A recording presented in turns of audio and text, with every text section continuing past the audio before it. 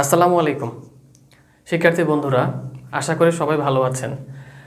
আপনারা সবাই নিশ্চয়ই টেন্সের নাম শুনেছেন। আমরা সাধারণত মনের ভাব প্রকাশ করার সময় যত কথা বলি সবগুলো কথা নির্দিষ্ট কোনো সময়কে রিলেট করে হয়ে থাকে। নিশ্চয়ই বুঝতে পারেন নাই, আরেকটু এক্সপ্লেন করি।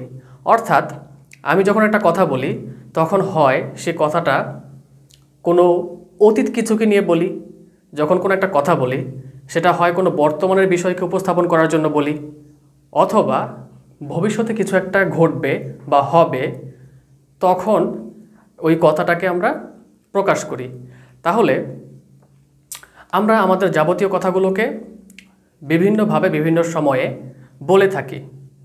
তো এই প্রত্যেকটা কথাকে এই যে আমরা বিভিন্ন সময় উপস্থাপন করে থাকি, এই বিষয়গুলোর উপর ভিত্তি করে নিয়ে কিভাবে আমরা ইংরেজিতে সঠিকভাবে প্রকাশ করতে পারবো সেটার জন্য যেই গ্রামারটা আমাদেরকে সবচেয়ে বেশি সাহায্য করবে সেটা হচ্ছে টেন্স।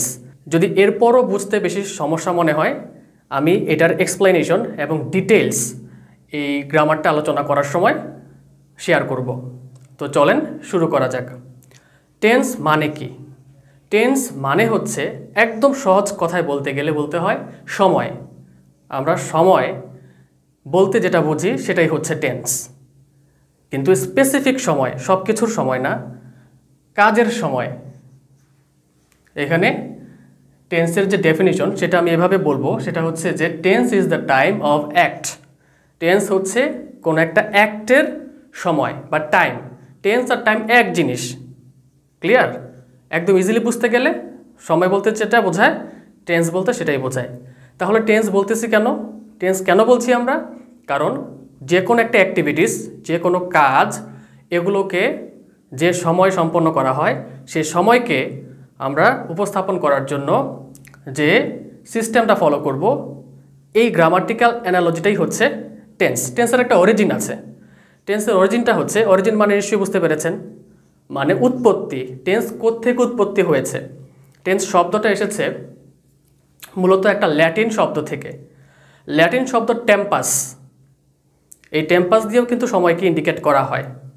সেখান থেকে এটা রূপভেদ হয়ে ফ্রেঞ্চ একটা শব্দ যেটা হচ্ছে টেন্স, TENS, আপনারা স্ক্রিনে দেখতে পাচ্ছেন।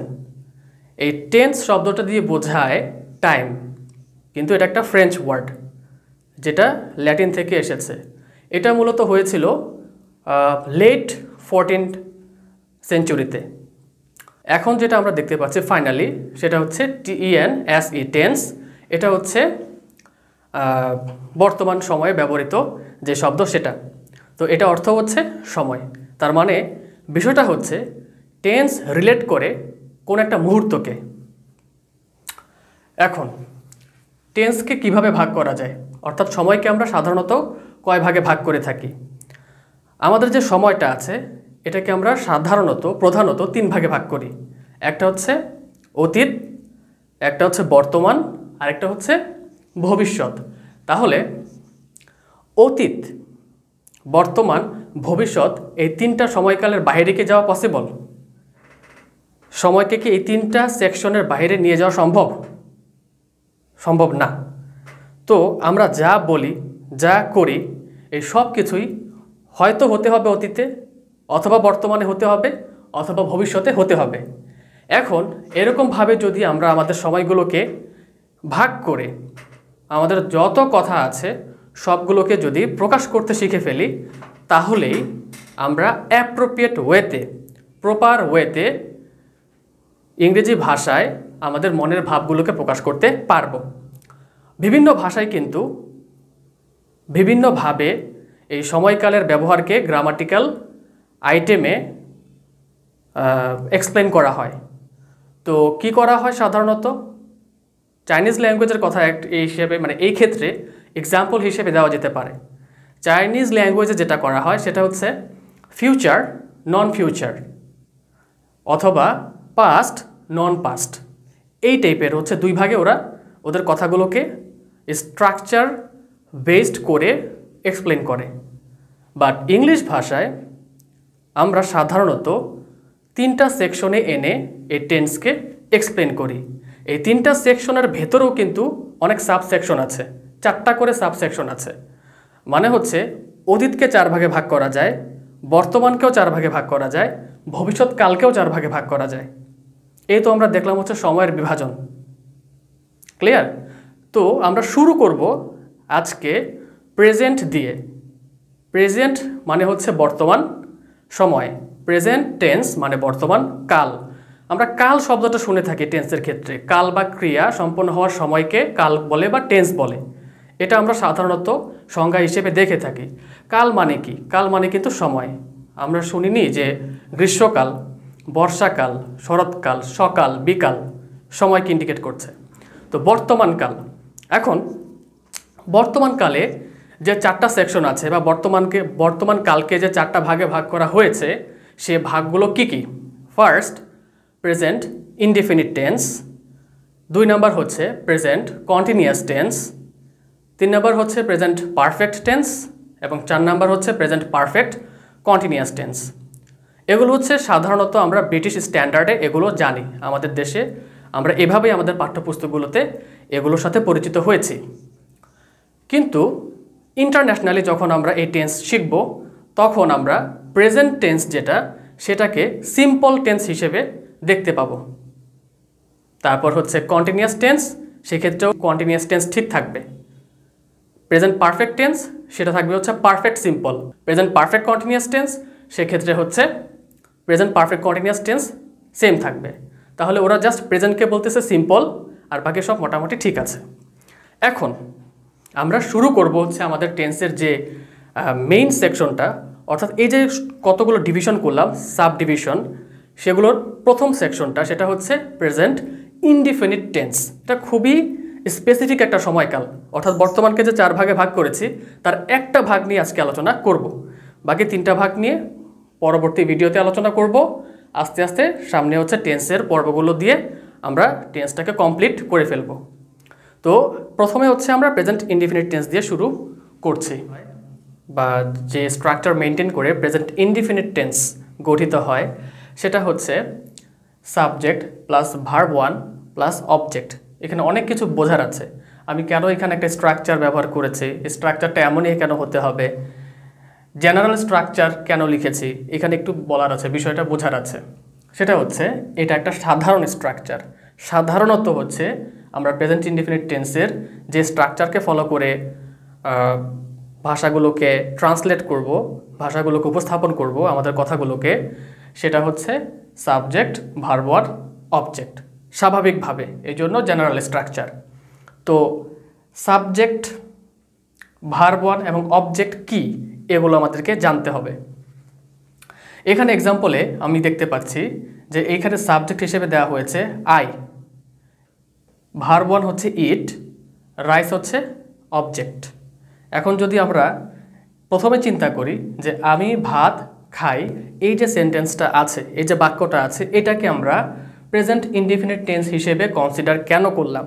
কারণ এই যে স্ট্রাকচারটা আছে, এই যে সেন্টেন্সটা আছে, এটার যে লাস্টে দেখতে পাচ্ছি খাই, এটা একটা কাজ, ভার্ব। কাজ মানে হচ্ছে ভার্ব, খাই, খাওয়া। এখন এই কথাটা যদি খাই না থেকে এরকম থাকতো যে আমি ভাত খাচ্ছি, তখন কিন্তু এটা প্রেজেন্ট ইনডিফিনিট টেন্সে পড়তো না। যদি এরকম থাকতো যে আমি ভাত খেয়েছি, সেক্ষেত্রেও কিন্তু এটা প্রেজেন্ট ইনডিফিনিট টেন্স না। আমি ভাত খেয়েছিলাম অথবা আমি ভাত খাবো, তখন কিন্তু অন্য অন্য সেকশনে চলে যাবে। ওই যে বলেছিলাম টেন্স যে 12 প্রকার, টেন্সের যে সাব ডিভিশনগুলো আছে, এই সবগুলোতে পড়ে যাবে। তো কখন প্রেজেন্ট ইনডিফিনিট টেন্সে থাকবে? যখন আমরা সাধারণত একটা কাজ করি, সাধারণত হ্যাবিচুয়ালভাবে একটা কাজ যখন আমরা করি এবং সেটা যখন আমরা প্রকাশ করি, ওই কাজের কথাটা, ওই মোমেন্টের ব্যাপারটা যখন আমরা উপস্থাপন করি, তখন হচ্ছে আমরা প্রেজেন্ট ইনডিফিনিট টেন্স ব্যবহার করি। কেমন?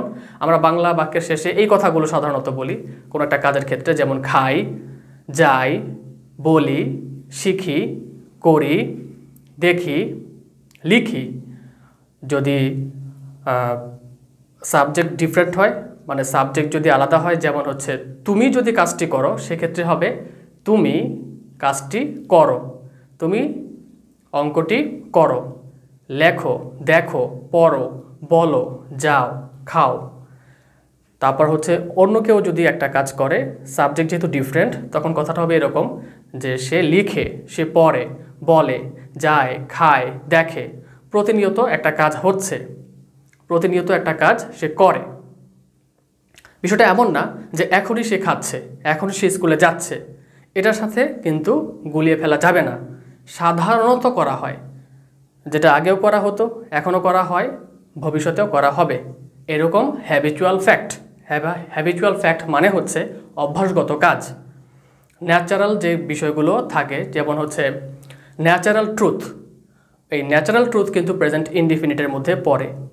ইউনিভার্সাল ট্রুথ, চিরন্তন সত্য কথাগুলো প্রেজেন্ট ইনডিফিনিট টেন্সে পড়ে। সায়েন্টিফিক ট্রুথ, এরকমভাবে যে ট্রুথগুলো আছে, চিরন্তন সত্য কথাগুলো আছে, অভ্যাসগত কাজগুলো আছে, এগুলো হচ্ছে সব কিছুই আমরা প্রেজেন্ট ইনডিফিনিট টেন্সে করে থাকি। তো নিশ্চয়ই বুঝতে পেরেছি এখন কোন ধরনের বাক্যগুলো প্রেজেন্ট ইনডিফিনিট টেন্সের স্ট্রাকচারকে ফলো করে গঠন করতে হয়। এই যে বাক্যটা আমি ভাত খাই, সবচেয়ে সিম্পল একটা উদাহরণ। এটা যদি আমরা বুঝতে চাই তাহলে যেটা করতে হবে, প্রথমে দেখতে হবে যে বাক্যের লাস্টে ভার্বটা, অর্থাৎ যে কাজটা হয়েছে সেটা কিভাবে আছে। খাই বলেছি, তার মানে এটা পড়েছে প্রেজেন্ট ইনডিফিনিট টেন্সে। এখন প্রেজেন্ট ইনডিফিনিট টেন্সে বলেছে আমাকে প্রথমে সাবজেক্ট ব্যবহার করতে হবে। এখন সাবজেক্ট আমি কিভাবে এই বাক্য থেকে বের করব? আমরা একটা বাংলা বাক্যে যে কাজটা করে, এই যে ভাত খাই, কে খায়? আমি খাই, আমি ভাত খাই, কাজটা কে করেছে? আমি করেছি।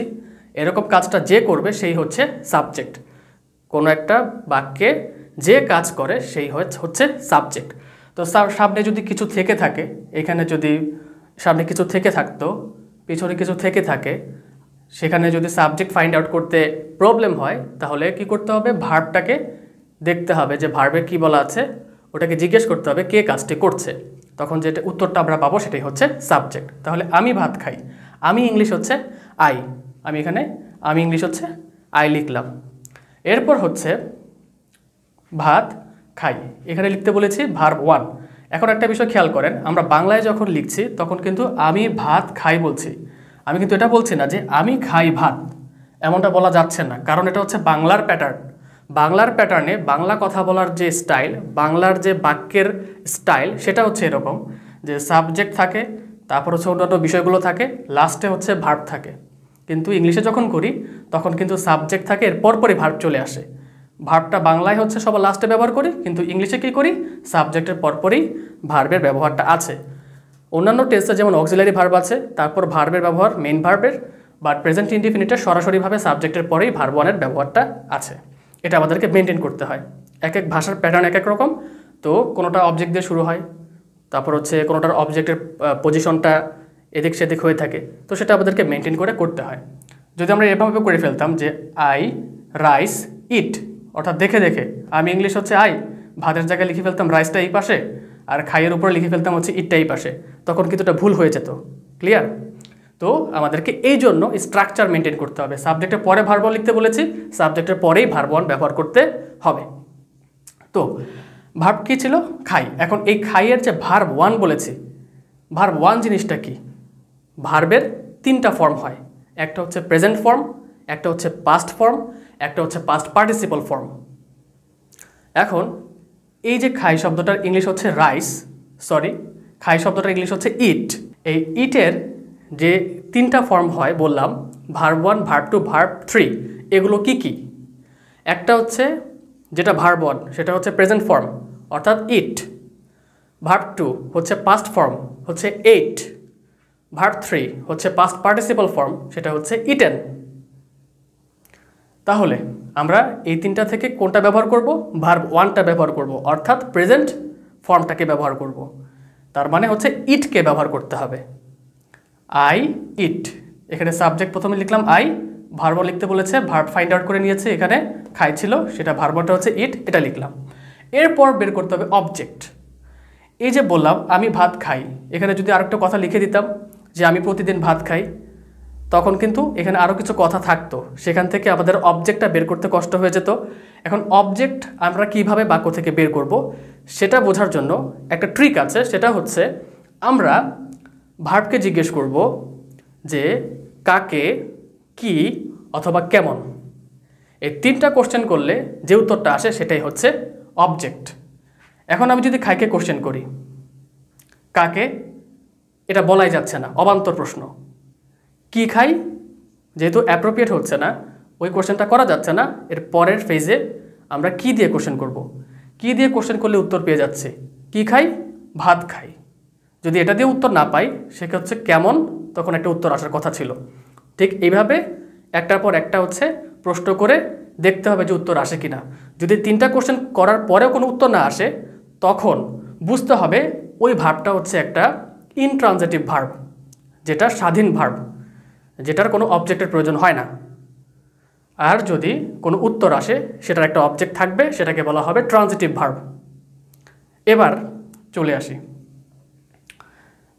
কি জন্য বলছিলাম, সাবজেক্ট ভার্ব অবজেক্টের কথা বলছিলাম। কি খাই বলেছি, উত্তর এসেছে ভাত। প্রতিদিন খাই কিনা সেটা কিন্তু উত্তরটা এখানে জানতে চাওয়া হয়নি। এই জন্য প্রতিদিন শব্দটা এখানে না লিখে, এখানে যদি লেখা থাকতো সেক্ষেত্রে ওটাকে আমরা এখানে না লিখে অবজেক্টটাকে আগে লিখতাম। অবজেক্টটাকে সবার পরে এখানে লিখতে হবে, ভার্ব ওয়ানের পরে। এরপরে হচ্ছে বাকি কথা থাকলে পরে আমরা লিখব। এটা হচ্ছে স্ট্রাকচার। তাহলে আমি ভাত খাই, আই ইট রাইস, এই হচ্ছে আমাদের জেনারেল স্ট্রাকচার। এখন আপনাদের জন্য আমি এইখানে একটা এক্সারসাইজ দিয়েছি, সেটা হচ্ছে আমি অঙ্কটি করি। এটাকে আপনারা কিভাবে করবেন, ঠিক একই রকম সিস্টেম। তো আপনাদেরকে আমি সাহায্য করছি। আপনারা এই মুহূর্তে আমি অঙ্কটি করি এটার ট্রান্সলেশনটা আপনারা খাতায় লিখে ফেলেন। ভিডিওটা পজ করে আপনারা এটাকে করে কমেন্ট বক্সে লিখে ফেলেন। আচ্ছা, এখন আমি আনসারটা বলি। আমি অঙ্কটি করি, সেম স্ট্রাকচার। কারণটা কি, এই যে করি, এই করি দেখে এটা হচ্ছে প্রেজেন্ট ইনডিফিনিটের এই স্ট্রাকচারে করতে হবে। সাধারণ একটা কথা। বেশ কয়েকটা ফর্ম আছে, জেনারেল স্ট্রাকচার আছে, নেগেটিভ আছে, ইয়েস নো কোয়েশ্চেন আছে, WH ওয়ার্ড আছে। এগুলো আমরা আস্তে আস্তে পরে শিখবো। বাট সাধারণ যে কথাগুলো বলি স্বাভাবিকভাবে, যেখানে কোনো নাবোধক কিছু থাকে না, কোনো প্রশ্ন থাকে না, এইসব ক্ষেত্রে হচ্ছে সাধারণ কথাগুলোর ক্ষেত্রে আমরা এই স্ট্রাকচারটা ফলো করি। তো আমি অঙ্কটি করি, বুঝলাম করি দেওয়া আছে, প্রেজেন্ট ইনডিফিনিট টেন্স। ফার্স্ট কাজ হচ্ছে সাবজেক্ট বের করা। কে করে কাজটি, আমি করি। আমি ইংলিশ হচ্ছে আই। এরপর হচ্ছে ভার্ব 1 করা। করা ইংলিশ হচ্ছে ডু। ডু হচ্ছে ভার্ব 1 মানে present form. Do, did, done. Did হচ্ছে ভার্ব 2, ডান হচ্ছে ভার্ব 3। তাহলে যেহেতু এখানে ভার্ব 1 ব্যবহার করতে হবে, সেক্ষেত্রে আমরা লিখব এখানে ডু। তারপর হচ্ছে অঙ্কটি। অঙ্কটি যখন বলবো তখন লিখতে হবে দ্য সাম। এখানে কিন্তু অনেকে দ্য ম্যাথ লিখেছ বা অনেকে দ্য ম্যাথ লিখেছেন। এখানে লিখতে হবে কি, দ্য সাম। আমরা এই ব্যবহার করলাম না কেন, কারণ এখানে একটি অঙ্ক করি সেটা বলা হয়নি। অঙ্কটি নির্দিষ্ট, সেক্ষেত্রে আমাদের দা লিখতে হয়। যদি বলি টেবিলটি, তাহলে হচ্ছে দ্য টেবিল। কলমটি, দ্য পেন। বইটি, দ্য বুক। অঙ্কটি, দ্য সাম। এখানে দ্য ম্যাথ বলে ভুল কেন হবে? ম্যাথ মানে হচ্ছে গণিত, একটা সাবজেক্ট।